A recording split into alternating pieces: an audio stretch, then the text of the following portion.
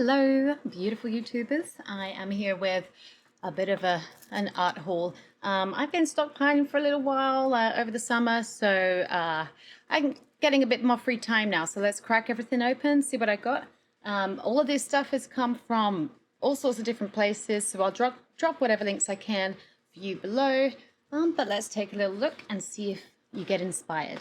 So first up, I did a 6-month subscription to the Sketchbox, the premium package, and this is this month's. What have we got in here? We've got a little cupcake palette, a little mixed media pad, a little art card, and then everything you need for this month's project essentially. So ultimate black ink, a nice Copic Acrylic to try out. This is the, which one? It says it's a brush writer, so that's your Kuretake brush writer. A white nylon brush, a bamboo mark making tool, which I think will be very interesting to use. And then what you do with these guys is you go onto their website and you'll see an example video of a project you can make. And then you can, either make your own or follow along. And here's some inspiration from one of their artists. So I'll drop a little referral code for you down at the bottom. I like these because they end up in quite a small little pack. And that is literally everything apart from maybe a cup of water. So I would be taking that to work. And then when I have a boring lunch break, I can just crack it open, and it doesn't take up much space, and it's all ready to go. Okay, so let's do some little things.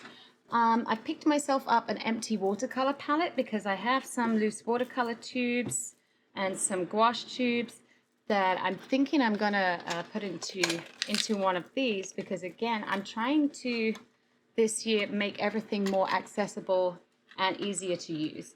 I think there's too many barriers in between me and accessing the supplies that I want. So my plan is to get a little bit more efficiency in my storage and everything else. And I'll probably do a video on that later, because I'm just rearranging all of my many pencils and pens and ink pads and acrylic markers and everything else. So I'm going to be figuring that out and sharing you my tips. But this is the medium pan. For half pans, so I would just empty my little tubes into there and call that one good. So let me pop that where it belongs already. This is cute. I do a lot of little star things in my artwork and my colorings, and I'm also a happy planner. I like to do my planning with the happy planner system. So they brought out these stencils, which caught my eye, particularly because of the little star So I thought that might be useful. Not sure, but if you are shopping on Happy Planner for your own reasons, just take a little peek at their stencils and see if there's anything that might help you with backgrounds or other artwork that you may be doing. Couple of nice Princeton Select brushes here. I got myself a nice blender, so I want to do a bit more acrylic this year. And this one is the, what do they call it? This is the Filbert Grainer. So these are usually really well recommended for acrylic work. So I'm going to put those with my acrylic brushes. And then, now this one I'm really looking forward to. I had my eyes on this for a while. This is watercolor that has been made by dirt. You'll have to check the website out to understand what I mean and how special this is as part of the work that they're doing at the Art of Soil. And you got a little sticker. But what happened with them is they had a batch of watercolor palettes that had some imperfections. And so this was a second pricing for this. And I went with the nice walnut finish. It's a very strong magnet. Like, it's really, really strong. But once I open it, here is all my little soil samples and a mixing palette here. And apparently the imperfections were that this was not perfect or something, but I think it's gonna do its job. So for the saving, I'm not upset at all. Beautiful. So I'm gonna have to do a swatching video for that one, so stay tuned. Okay, random finds in Michael's. The Halloween stuff is heavily reduced because we're getting close now, but they have things like this in it, which is just sparkly stuff, right? And it's kind of glassy, so it's a really nice material, and I like my mixed media. And if you saw my recent sloth pictures that I made,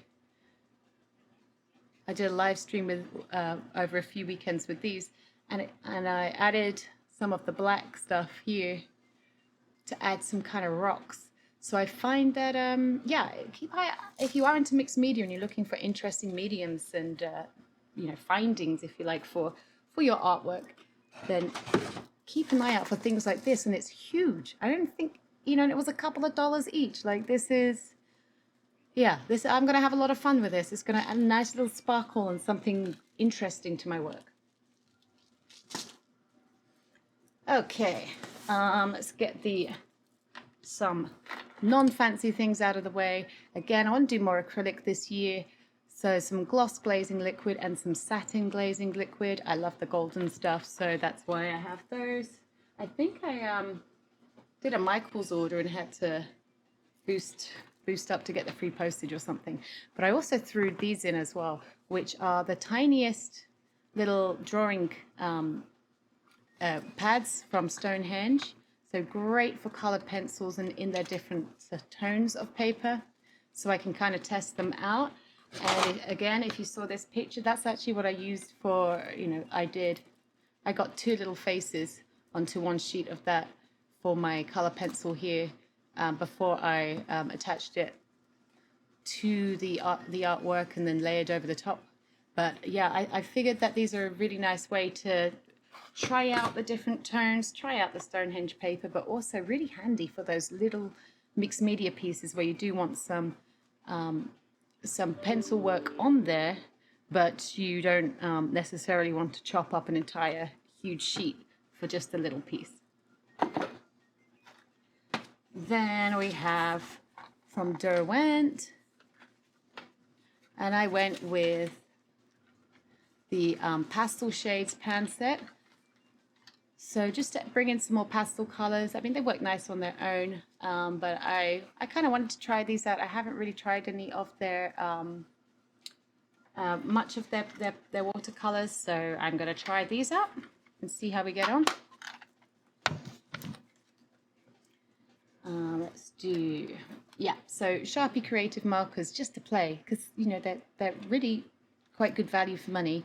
I went with the brush nib version, but like I say, I also like to do creative planning with the Happy Planner stuff, so maybe that, maybe something arty with it. I don't know. It fell in my basket. You know, I don't know what to tell you. Here's another non-glamorous item, an actual Stanley, because the classic one, because this is another thing I'm going to be doing, hopefully, is getting back into pastels. I've got my pan pastels ready, but pastel pencils to go on top, and really the best thing is for sharpening them is just a Stanley blade. So that's why I have this random item here and why it counts as art.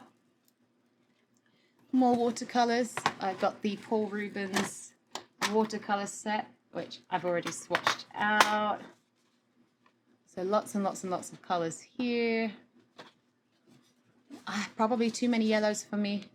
I find any sets that have lots of yellows, I'm not sure about so many yellows, but there we go.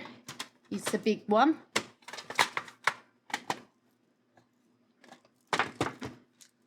And then here we have, this is the 24, did they call it the Art Deco?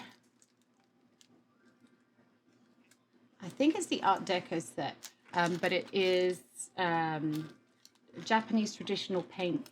So it's by Kiritaki, and these colors are very, very traditional colors for that style, and I'm interested in trying them out in a particular coloring book that I have, which is one of the Korean artists, this one here. So I want to see if it's going to work well on this paper, because the colors are very nice. But also I hear that it's an interesting medium because it's quite, even though it appears like it's going to be like a watercolor, it's quite a different formula. So it might be a bit of a different game to play with these. Then more water stuff. I got the Albrecht Dürer watercolor markers. Looking forward to swatching those out and bringing those into my work. Then here we go, the pan pastels, and this is the painting set, the 20 set.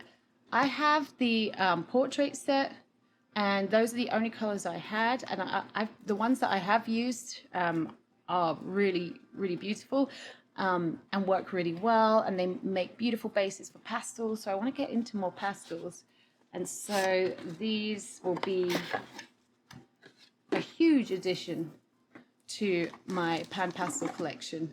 There's a lot of different tools in here, lots of different colors.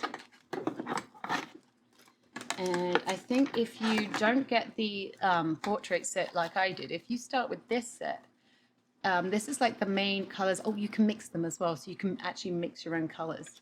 But yeah, you've got the here we go.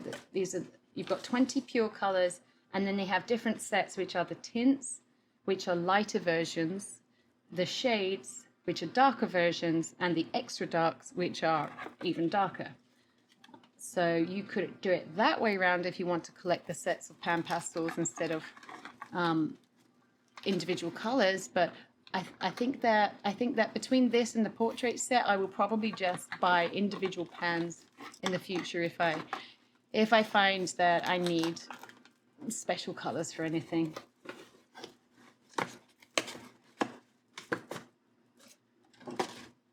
And then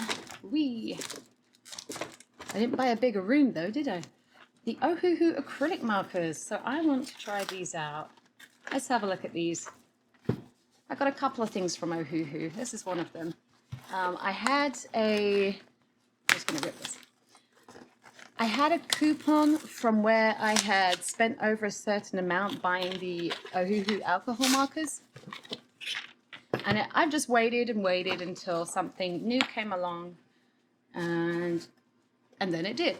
So I had a nice coupon for that. Ooh, it's my first time opening this. So spare nibs, a mini pamphlet. Looks like instructions in many languages. They're good at giving you a swatch card. I like that they're giving you black and white. And then look at these beautiful markers. Let's have a little peek at one. Maybe I'll do a swatching video separately for these. So you've got a nice fine bullet tip. Oh, this is actually hard plastic, so it's not a felt bullet nib like you might find in most of the where am I? Posca pens.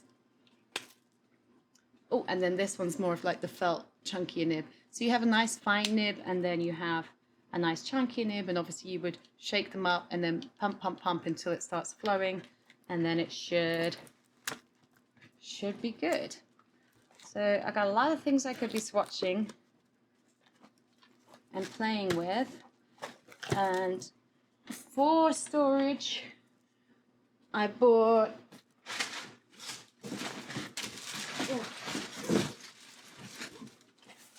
another one of these. These are Ohuhu's bamboo storage trays. I had one when I bought the Ohuhu markers as like some kind of bundle deal, but if you also have one, you'll know that that's not enough to fit the Ohuhu markers. And I had the Spectrum Noir pen trays already, so I use those for my pens. But I'm going to use the, there we go, it's this guy. Ta-da! I'll set that up later. Very well packaged. But yeah, I'm going to actually use those wooden trays for my acrylic markers now so that I can get those out into some kind of color order.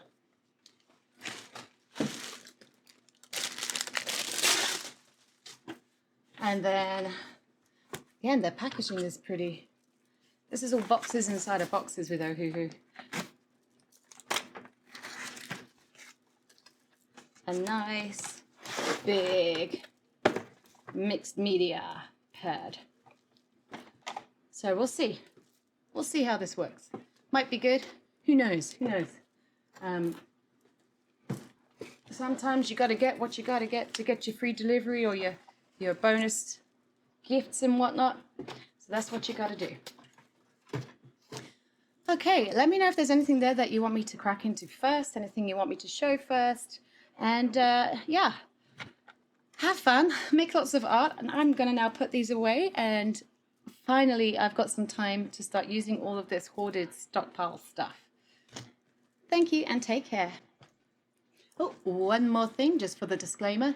This video is not sponsored by anything. I have purchased all of these things with my big girl grown-up money, which I have worked hard for in my normal day job. Yay!